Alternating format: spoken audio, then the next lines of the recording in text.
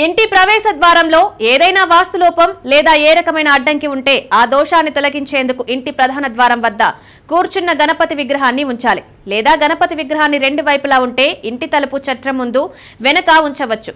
గణపతి విగ్రహం ఎప్పుడూ 6 అంగుళాల ఎత్తు లేదా 11 అంగుళాల వెడల్పు కంటే పెద్దదిగా ఉండకూడదు. గణపతి విగ్రహ పీఠం గణపతి ప్రతిమ వెనుక భాగంలో పేదరికం, కడుపులో శ్రేయస్సు ఉంటుందని నమ్మకం. ఈ విగ్రహాన్ని వెనుక భాగం కనిపించని విధంగా ఉంచండి.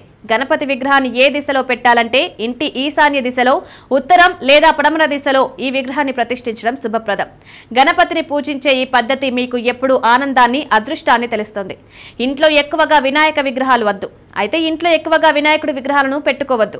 విరిగిన విగ్రహాన్ని, చినిగిన వినాయక చిత్రపటాన్ని ఎప్పుడూ ఇంట్లో ఉంచుకోకూడదు.